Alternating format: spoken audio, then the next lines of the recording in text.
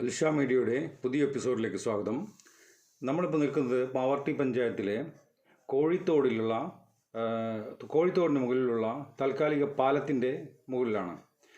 Cent Thomas റോഡിൽ നിന്നും എളവള്ളിയിലേക്കുള്ളൊരു എളുപ്പമാർഗമെന്ന രീതിയിൽ പുളിഞ്ചേരി മന വഴി പോകുന്ന ഈ റോഡ് എളവള്ളി പഞ്ചായത്തിലേക്ക് എളുപ്പത്തിൽ വിശുദ്ധ ഔസേപിതാവിൻ്റെ തീർത്ഥകേന്ദ്രത്തിൽ നിന്നും പാവർട്ടി സ്കൂളിൽ നിന്നും വരുന്ന വിദ്യാർത്ഥികൾക്കും അതുപോലെ തന്നെ വിശുദ്ധൻ്റെ തീർത്ഥകേന്ദ്രത്തിൽ നിന്ന് വരുന്ന വിശ്വാസികൾക്കും എളുപ്പത്തിൽ എളവള്ളി പഞ്ചായത്തിലേക്ക് പോകാനുള്ള ഒരു വഴിയാണ് നിങ്ങളുടെ മുന്നിൽ കാണുന്നത്. അപ്പോൾ ഇവിടെ കാണുന്ന ഈ കോഴിത്തോട് എന്ന് പറയുന്ന ഈ തോട് മുൻപ് വളരെ വീതിയും താഴ്ചയുമുള്ള ഒരു തോടായിരുന്നു എന്നാണ് പരിസരവാസികളായിട്ടുള്ള ആളുകളെല്ലാം പറയുന്നത്. അത് ശോചിച്ച് കാടും പടലവും പിടിച്ചു കിടക്കുമ്പോൾ കാട് അടുത്ത ദിവസങ്ങളിൽ വെട്ടിത്തെളിച്ചതായിട്ട് ഇടതുഭാഗത്തുള്ള കാട് വെട്ടിത്തെളിച്ചതായിട്ട് കാണാൻ കഴിയുന്നുണ്ട്. അതുപോലെ തന്നെ നീർക്കേട് അവിടെ വെള്ളം കെട്ടിക്കിടക്കുന്ന അവസ്ഥയാണ് പല സ്ഥലങ്ങളിലും ഉള്ളത്. അപ്പോൾ ഈ വഴി വളരെ ദുർഘടം പിടിച്ച ഒരു വഴിയാണ്. സ്കൂളിലെ കുട്ടികളെല്ലാം ഈ വഴി നിരന്തരം യാത്ര ചെയ്യുന്ന വഴിയിലുള്ള ആ അപകട കാഴ്ചകൾ നിങ്ങളുടെ ശ്രദ്ധയിൽപ്പെടുത്താനായിട്ട് ആഗ്രഹിക്കുകയാണ്. ഈ പോസ്റ്റുകൾ, സിമൻറ്റ് പോസ്റ്റുകളും വലിയ കല്ലുകളും വെച്ചിട്ടാണ് താൽക്കാലികമായിട്ട് ഈ മണ്ണിൻ്റെ മണ്ണ് ഒലിച്ചു പോകാതിരിക്കാൻ വേണ്ടിയിട്ട് അവിടുത്തെ ആളുകൾ അത് വെള്ളക്കെട്ടിലൂടെ മണ്ണ് ഒലിച്ചു പോകാതിരിക്കാൻ വേണ്ടി ചെയ്തായിരിക്കാമെന്ന് മനസ്സിലാക്കുന്നു ചെയ്തിട്ടുള്ളത്. അത് വളരെ അപകടമാണ്. നമ്മുടെ കുട്ടികൾക്ക് പ്രത്യേകിച്ച് സൈക്കിളിലെല്ലാം വരുന്ന സ്കൂളിലേക്ക് വരുന്ന കുട്ടികൾക്കും അതുപോലെ തന്നെ തീർത്ഥകേന്ദ്രത്തിൽ വിശുദ്ധ ഔസേപിതാവിൻ്റെ തീർത്ഥകേന്ദ്രത്തിലേക്ക് പുലർച്ചെ പ്രായമേറിയ അമ്മമാരും അതുപോലെ തന്നെ ചെറിയ കുട്ടികളുമൊക്കെ ഈ വഴി എളുപ്പമുള്ള വഴി എന്ന രീതിയിൽ തിരഞ്ഞെടുത്ത് വരുന്ന ഒരു വഴിയിലൂടെയാണ് നമ്മൾ ഇപ്പോൾ യാത്ര ചെയ്യുന്നത്. അപ്പോൾ ഈ വഴി ഒരു സ്വകാര്യ വ്യക്തിയുടെ വഴിയാണോ അതോ പഞ്ചായത്ത് ഏറ്റെടുത്തിട്ടുണ്ടോ എന്നുള്ളത് അന്വേഷിച്ച് കണ്ടെത്തേണ്ടിയിരിക്കുന്നു. അപ്പോൾ ഇത് വളരെ ഉപകാരപ്രദമായ, അതായത് എളവള്ളി പഞ്ചായത്തിൽ നിന്നുള്ള ആളുകൾക്ക് പാവർട്ടിയിലേക്ക് എളുപ്പത്തിൽ എത്തിപ്പെടാൻ പറ്റുന്ന വളരെ എളുപ്പമുള്ളൊരു വഴി എന്നതാണ്. അതിന് തൊട്ടടുത്തായി നിങ്ങൾ കാണുന്നത് അവിടെ പാർക്കിംഗ്, അതായത് ഈ ഡ്രൈവിങ്ങിൻ്റെ ടെസ്റ്റും മറ്റും നടത്തുന്നതായിട്ടുള്ള ഗ്രൗണ്ടാണ്. അപ്പോൾ മുന്നിലേക്ക് നമ്മളിങ്ങനെ നടക്കുമ്പോൾ ഈ ഒരു 7-8 അടിയോളം വീതി നമുക്ക് ഈ വഴിക്ക് കാണാൻ സാധിക്കുന്നുണ്ട്. അപ്പോൾ ഈ പരിസരവാസികളായ ചില വാഹനയാത്രക്കാരെല്ലാം അവർ സ്ഥിരമായിട്ട് ഇതിൽ പോകുന്നത് നമുക്ക് കാണാൻ കഴിയും. അതുപോലെ തന്നെ ഓട്ടോ ടാക്സികളും അതുപോലെ തന്നെ ബൊലേറോ പോലത്തെ വാഹനങ്ങൾ, അത് ചെറിയ വാഹനങ്ങളിൽ ഈ വഴിയുള്ള യാത്ര ദുരിതമാണ്. കാരണം വണ്ടിയുടെ അടിഭാഗം ഉരഞ്ഞിട്ട് അപകടം സംഭവിക്കാനുള്ള സാധ്യതയുണ്ട്. അപ്പോൾ ഈ വഴി ഒരു എളുപ്പം പാവർട്ടി സെൻറ്ററിലേക്കുള്ള അല്ലെങ്കിൽ പാവർട്ടി തീർത്ഥകേന്ദ്രത്തിലേക്കുള്ള ഒരു എളുപ്പ വഴി എന്ന രീതിയിൽ വളരെ പ്രാധാന്യമർഹിക്കുന്ന ഒരു വഴിയാണ്. അപ്പോൾ ഇതിൻ്റെ ഇടതുവശത്ത് നമ്മൾ കാണുന്നത് പുളിഞ്ചേരി മന എന്ന് പഴയ കാലത്ത് പ്രൗഢിയോടെ നിലനിൽക്കുന്ന പുളിഞ്ചേരി മനയാണ്. ഈ പുളിഞ്ചേരി മനയെപ്പറ്റിയെല്ലാം ഒരുപാട് ചരിത്രത്തിൽ ഒരുപാട് രേഖപ്പെടുത്തിയിട്ടുള്ള പല വിഷയങ്ങളും നമുക്കിവിടെ പാവർട്ടിയുമായി ബന്ധപ്പെട്ടുണ്ടായിട്ടുണ്ട്. 956 തോന്നുന്നു ജവഹർലാൽ നെഹ്റു സ്കൂൾ ഈ മനയിലെ മദ്രാസിൽ ഗവൺമെൻറ് ഉദ്യോഗത്തിലിരുന്ന ഈ മനയിലെ ഒരു അംഗത്തിൻ്റെ കൂടെ പാവർട്ടി സ്കൂൾ സന്ദർശിച്ചത് ചരിത്രമാണ്. അതുപോലെ ചരിത്രത്തിൽ ഒരുപാട് ഇടം നേടിയ ഒരു മനയുടെ, പുളിഞ്ചേരി മനയുടെ അടുത്തുകൂടെയാണ് നമ്മളിപ്പോൾ, ആ റൂട്ടിലൂടെയാണ് നമ്മളിപ്പോൾ മുന്നോട്ട് പോയിക്കൊണ്ടിരിക്കുന്നത്. ഇടതുവശത്ത് കാണുന്നതാണ് പ്രൗഢിയോടെ എന്നും തലയുടപ്പോടെ നിൽക്കുന്ന ആ പഴയ പുളിഞ്ചേരി മന. അത് അതിൻ്റെ അവകാശികളെല്ലാം പല വ്യക്തികൾക്കും അത് കൈമാറിയിട്ട് ഇപ്പോൾ സ്വകാര്യ വ്യക്തികളുടെ കൈവശമാണതുള്ളത്. അപ്പോൾ ഇതിൻ്റെ ഈ സൈഡിലൂടെ പോകുന്നതായിട്ടുള്ള ഈ റോഡ്, അതിലൂടെ വാഹനങ്ങൾ സഞ്ചരിച്ചതായിട്ടുള്ള പാടുകളെല്ലാം നിങ്ങൾക്ക് കാണാൻ കഴിയും. നിരവധി ആളുകളാണ് ഈ ഷോർട്ട് കട്ട് എന്ന നിലയിൽ ഈ വഴി ഉപയോഗപ്പെടുത്തുന്നത്. അതിൽ കൂടുതലും ഈ പ്രായമേറിയ അമ്മമാർ വിശുദ്ധൻ്റെ തീർത്ഥകേന്ദ്രത്തിലേക്കും അതുപോലെ തന്നെ സൈക്കിളിലും നടന്നുമെല്ലാം യാത്ര ചെയ്യുന്ന നമ്മുടെ സ്കൂളിലേക്ക് വരുന്ന കുട്ടികളും ഒരുപാട് ആളുകളും അതുപോലെ തന്നെ വാഹനങ്ങളിൽ എളുപ്പത്തിൽ പോയി വരാവുന്ന ഒരു രീതിയിൽ ആ പരിസരത്തുള്ള ഡ്രൈവർമാരും ഉപയോഗിക്കുന്ന ഒരു റോഡാണ്. അപ്പോൾ ഇതാണ് ഈ റോഡ് എന്ന് നമുക്ക് പറയാൻ പറ്റില്ല. സ്വകാര്യ വ്യക്തിയുടെ സ്ഥലമായതുകൊണ്ട് അദ്ദേഹം അതിൻ്റെ നിയമവശങ്ങളെല്ലാം പഞ്ചായത്തിനോ അതല്ലെങ്കിൽ അതിന് ബന്ധപ്പെട്ട അധികൃതർക്കാണ് അറിയുക. ഈ ഏരിയ എല്ലാം എളവള്ളി പഞ്ചായത്തിൽ പെട്ടതിലാണ്. അപ്പോൾ കേരളത്തിലെ ഏറ്റവും വികസന പ്രവർത്തനങ്ങളുടെ കാര്യത്തിൽ ഏറ്റവും മുന്നിൽ നിൽക്കുന്ന ഒരു പഞ്ചായത്ത് എന്ന നിലയിൽ എളവള്ളി പഞ്ചായത്ത് അധികൃതരോട് എനിക്കുള്ള അഭ്യർത്ഥന, ഈ വഴി അത് പാവർട്ടി പഞ്ചായത്തുമായി എന്താ പറയുക, നിങ്ങൾ സഹകരിച്ച് ഈ ചെറിയൊരു ഏരിയയെ വരുന്നുള്ളൂ. ഒരു 300 മീറ്റർ, മാക്സിമം ഒരു 400 മീറ്ററിൽ കൂടുതലൊന്നും ഈ ഭാഗത്തേക്കുള്ള റോഡ് വരില്ല. അത് ആ സ്വകാര്യ വ്യക്തികളുടെ സമ്മതം കിട്ടുകയാണെങ്കിൽ ഈ ഭാഗം ടാർ ചെയ്ത് കഴിഞ്ഞാൽ നേരെ പോകുന്നത് നമ്മുടെ പുളിഞ്ചേരി റോഡിലേക്കാണ്. ലെഫ്റ്റ് സൈഡിലേക്ക് തിരിഞ്ഞു കഴിഞ്ഞാൽ നമുക്ക് എളവള്ളി പഞ്ചായത്തിലേക്ക് എളുപ്പത്തിൽ നമുക്ക് പോകാനായിട്ട് സാധിക്കും.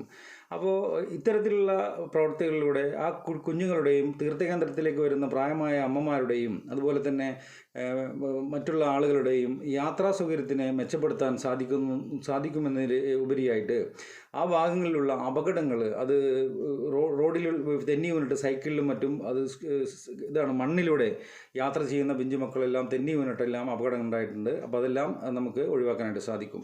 പിന്നീട് ആ മനയുടെ ആ റോട്ടിൽ നിന്ന് ആ കോഴിത്തോട്ടിലെ റോട്ടിൽ നിന്ന് നമ്മൾ സെൻറ് തോമസ് റോഡിലേക്ക് വരുമ്പോൾ മുന്നിലുള്ള റോഡുകൾ കുറച്ച് ശോചനീയമാണ്. അത് റോഡ് എന്ന് നമുക്ക് പറയാനായിട്ട് കുറച്ച് ബുദ്ധിമുട്ടുണ്ട്. അത് മുന്നിലേക്കെല്ലാം ഒരുപാട് മണ്ണെല്ലാം അടിഞ്ഞു കൂടിയിട്ട് അതിൻ്റെ ഈ ടാറിൻ്റെ അംശങ്ങളൊക്കെ വളരെ കുറവാണ്. എന്നിരുന്നാലും വെള്ളക്കെട്ട് വളരെ അപൂർവമായി മാത്രമേ ഈ ഭാഗങ്ങളിൽ ഉണ്ടാകുന്നുള്ളൂ. കഴിഞ്ഞ ശക്തമായ മഴയിൽ 1-ാം തീയതി കുറച്ച് വെള്ളക്കെട്ടുകളൊക്കെ ഉണ്ടായിട്ടുണ്ട്. എന്ന് വെച്ചാൽ ഈ റോഡ് ഒന്ന് നവീകരിച്ച് കുട്ടികൾക്കും അതുപോലെ തന്നെ പ്രായമായ മുതിർന്ന അമ്മമാർക്കും തീർത്ഥകേന്ദ്രത്തിലേക്ക് പോകുന്ന അമ്മമാർക്കും അതുപോലെ തന്നെ സ്കൂളിൽ യാത്ര ചെയ്യുന്ന കുട്ടികൾക്കും സഞ്ചാരയോഗ്യമാക്കി കൊടുക്കണമെന്നാണ് ഈ വാർഡിലെ മെമ്പറോട് ഞങ്ങൾക്കുള്ള അഭ്യർത്ഥന. കാരണം ഈ കുഞ്ഞുങ്ങൾ എല്ലാവരും ഈ പുതിയതായിട്ട് സൈക്കിൾ വാങ്ങിച്ചിട്ട് കൂടുതൽ പ്രാക്ടീസ് ഇല്ലാത്ത കുട്ടികൾ ഈ വഴിയിലൂടെ വാഹനം ഓടിച്ച് അല്ലെങ്കിൽ സൈക്കിൾ ഓടിച്ച് വരുമ്പോൾ തെന്നി വീണ് അപകടം സംഭവിക്കുന്നത് നമ്മൾ കണ്ടിട്ടുണ്ട്. അപ്പോൾ ഈ കല്ലുകളും കട്ടയും എല്ലാം ഇങ്ങനെ പൊന്തി നിൽക്കുന്നതുകൊണ്ടും കുഴികളുള്ളത് കൊണ്ടും കുട്ടികൾ ഫുള്ളായിട്ട് കോൺസെൻട്രേറ്റ് ചെയ്തിട്ടായിരിക്കില്ല ഒരിക്കലും വാഹനം ഓടിച്ചു വരുന്നത്. അത് കൂടെയുള്ള കുട്ടികളോടെല്ലാം സംസാരിച്ച് അവരുമായിട്ട് കളിച്ച് ചിരിച്ചിട്ടായിരിക്കും അവർ സ്കൂളിലേക്ക് വരുന്നതും സ്കൂളിലേക്ക് പോകുന്നതും. നമ്മുടെ ചെറുപ്പകാലങ്ങളിലെല്ലാം നമ്മളും അത്തരത്തിലായിരുന്നു. പക്ഷേ ആ യാത്രയിൽ വളരെ വലിയ അപകടങ്ങളാണ് അവരെ കാത്തിരിക്കുന്നത്. കാരണം ഈ റോഡിൻ്റെ ഒരു സൈഡിൽ ഈ കുടിവെള്ളത്തിൻ്റെ പൈപ്പ് അതെല്ലാം മനുഷ്യന് അത്യാവശ്യമാണ്. ഇനി കുടിവെള്ളത്തിൻ്റെ ദൗർലഭ്യമെല്ലാം നമുക്ക് ഇനി ഭാവി തലമുറയിലെല്ലാം അനുഭവപ്പെടാനിരിക്കുന്നതേ ഉള്ളൂ. അപ്പോൾ ആ പൈപ്പിൻ്റെ ദീർഘവീക്ഷണത്തോടെ ഗവൺമെൻറ് ചെയ്യുന്ന പ്രവർത്തനങ്ങളെ നമ്മൾ വളരെയധികം ഇരു കൈയിൽ നീട്ടി സ്വീകരിക്കുന്നതോടൊപ്പം തന്നെ അതിൻ്റെ ആ നിർമ്മാണ പ്രവൃത്തിക്ക് ശേഷം മറ്റ് പഞ്ചായത്ത് വാർഡുകളിൽ ചെയ്തതുപോലെ അതിൽ പാച്ച് വർക്കുകളോ താൽക്കാലിക എന്തെങ്കിലും മെയിൻ്റനൻസ് വർക്കുകളോ ചെയ്തു കഴിഞ്ഞാൽ ഇത്തരത്തിൽ കുട്ടികൾക്കും പ്രായമായ അമ്മമാർക്കും നടക്കുന്നതിലും അതുപോലെ തന്നെ സൈക്കിൾ യാത്ര ചെയ്യുന്നതിലും വളരെയധികം സഹായകരമാകും.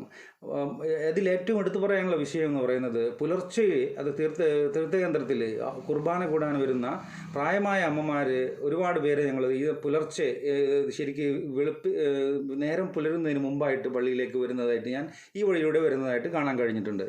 അപ്പോൾ ഇത് വളരെ വലിയ അപകടമാണ്.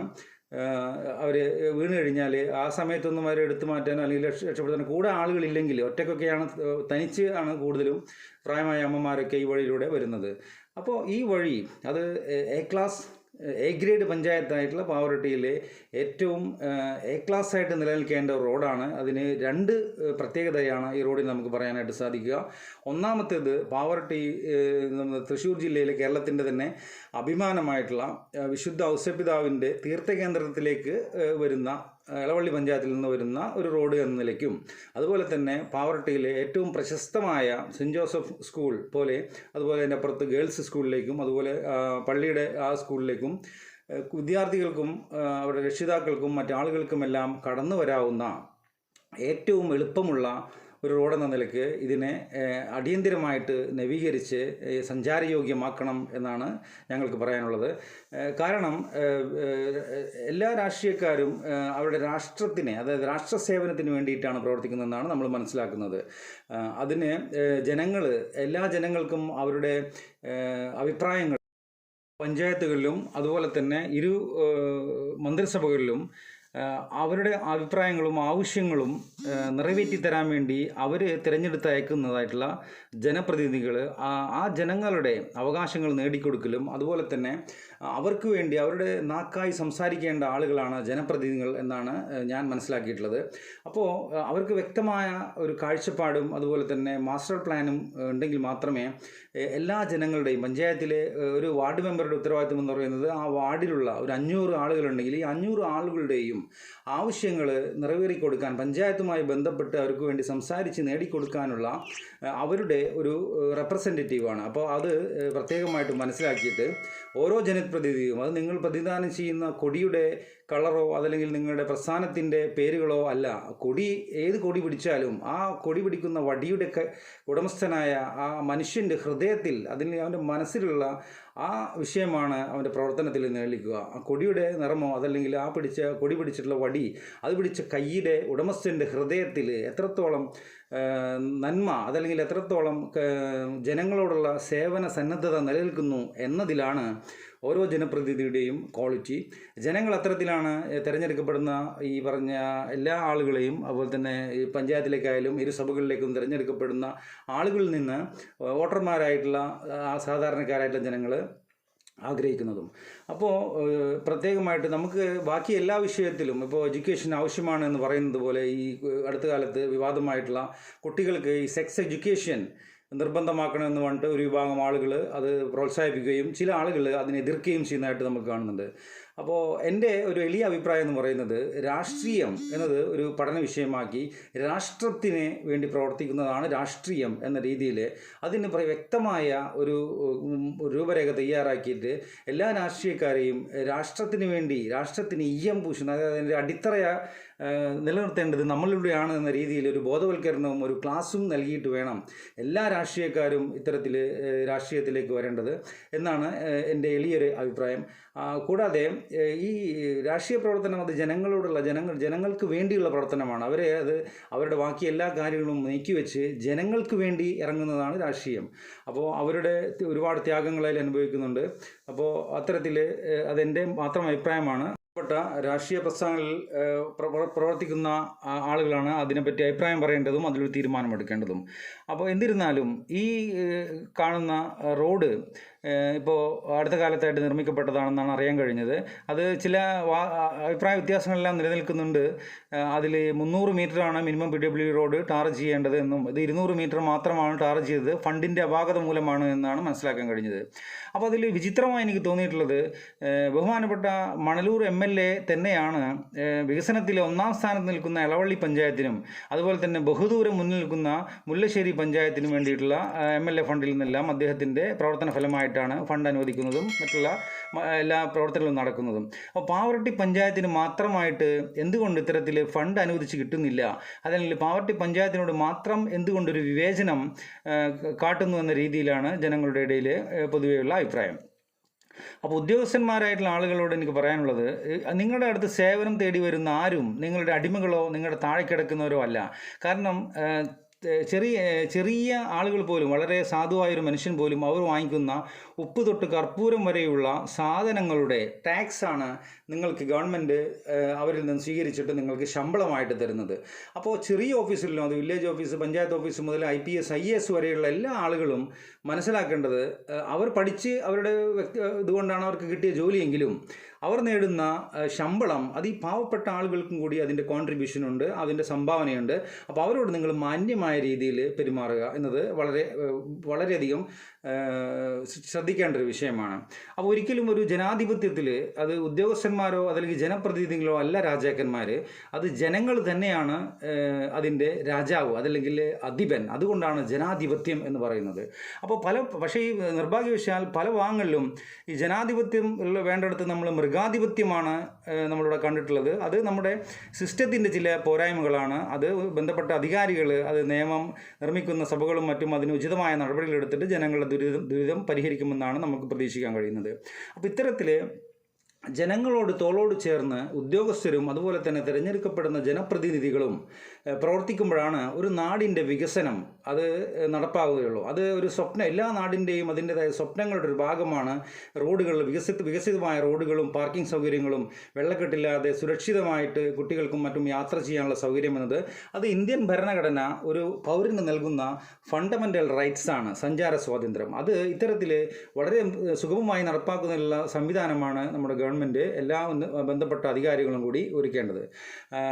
കൂടാതെ എല്ലാ മത്സര സമയത്തൊഴിച്ച് ബാക്കി ഇലക്ഷൻ കഴിഞ്ഞ് കഴിഞ്ഞാൽ എല്ലാ പാർട്ടികളും, അത് തിരഞ്ഞെടുക്കപ്പെട്ട മെമ്പറായാലും അത് ആ പാർട്ടിയുടെ മെമ്പറാണെന്നും അതുപോലെ തന്നെ തിരഞ്ഞെടുക്കപ്പെട്ട MLA അത് ഏതെങ്കിലും പാർട്ടിയുടെ മാത്രം മെമ്പറല്ലെന്നും അത് ആ മണ്ഡലത്തിൻ്റെ MLA ആണെന്നും അതുപോലെ തന്നെ തിരഞ്ഞെടുക്കപ്പെട്ട MP അത് ഏതെങ്കിലും പ്രസ്ഥാനത്തിൻ്റെ മാത്രം MP അല്ലെന്നും അത് ജനങ്ങളുടെ, ഇന്ത്യക്കാരുടെ മൊത്തത്തിലുള്ള MP ആണെന്നും മനസ്സിലാക്കുന്നിടത്താണ് ജനാധിപത്യത്തിൻ്റെ വിശുദ്ധി നിലനിൽക്കുന്നത്.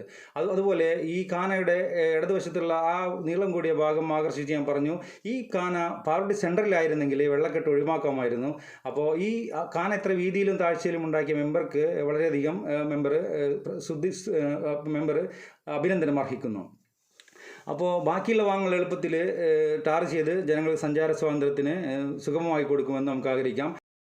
റോഡിൻ്റെ ചില ഭാഗങ്ങളിൽ വീതി കുറഞ്ഞിട്ട് നമുക്കിവിടെ കാണാൻ കഴിയുന്നുണ്ട്. അത് കാന വലിപ്പമുള്ളത് കൊണ്ടാണ്, അതൊരു പോരായ്മയായിട്ട് കണക്കാക്കേണ്ടതില്ല. കാരണം ആ റോഡിൻ്റെ ആ ശോചനീയാവസ്ഥ മെമ്പർ ഒന്ന് കണ്ട് അത് എത്രയും പെട്ടെന്ന് പരിഹരിക്കുക. കാരണം ഈ ഇരുചക്ര വാഹനക്കാർക്കെല്ലാം ഭീഷണിയാണ്. സ്ലാബ് ഇട്ട് മൂടുന്നതോടെ റോഡിന് വീതി വർദ്ധിക്കുമെന്ന കാര്യത്തിൽ സംശയമില്ല. അത് എത്രയും പെട്ടെന്ന് നടപ്പാക്കുന്നതോടെ ജനങ്ങളുടെ ആ ദുരിതത്തിന് ഒരു പരിഹാരമാകും. ഇത്തരത്തിൽ എല്ലാ പാർട്ടിക്കാരും ഇലക്ഷൻ കഴിയുന്നത് വരെയാണ് നമ്മൾ പാർട്ടിയും മറ്റും പറഞ്ഞിട്ട് പരസ്പരം കലഹിക്കേണ്ടതുള്ളൂ. അതിനുശേഷം രാജ്യത്തിന് വേണ്ടി, നമ്മുടെ നാടിന് വേണ്ടി എല്ലാവർക്കും ഒറ്റക്കെട്ടായി പ്രവർത്തിക്കാം എന്ന് നമുക്ക് പ്രത്യാശിക്കാം. അതിനുവേണ്ടി എല്ലാ പാർട്ടിക്കാരും, അത് ഏത് മതമായാലും ഏത് പാർട്ടിയായാലും ഏത് രാഷ്ട്രീയക്കാരാണെങ്കിലും എല്ലാവരും ഒത്തൊരുമിച്ച് പ്രവർത്തിച്ചാൽ മാത്രമേ ഒരു നാടിൻ്റെ വികസന സ്വപ്നങ്ങൾ പൂവണിയുകയുള്ളൂ. ചില ആളുകൾ ചില വ്യക്തി താല്പര്യങ്ങളോ മറ്റോ ഉണ്ടെങ്കിൽ അതെല്ലാം മാറ്റി നിർത്തിയിട്ട് ഇലക്ഷനും ശേഷം, തിരഞ്ഞെടുക്കപ്പെട്ടതിന് ശേഷം അവരോട് ഒരുമിച്ച് പ്രവർത്തിച്ചാൽ മാത്രമേ വികസന പ്രവർത്തനങ്ങളുടെ കാര്യത്തിൽ എളവള്ളി പഞ്ചായത്തിനെയും അതുപോലെ തന്നെ മുല്ലശ്ശേരി പഞ്ചായത്തിനെയും പോലെയുള്ള പഞ്ചായത്തുകളെ മറികടന്ന് നമുക്ക് ഒന്നാം സ്ഥാനത്തെത്താൻ സാധിക്കുകയുള്ളൂ. നമുക്ക് പാവറട്ടിക്കാർക്ക് എല്ലാവർക്കും ഒന്നിച്ച് ഒറ്റക്കെട്ടായി ഇതിനുവേണ്ടി പ്രവർത്തിക്കാം.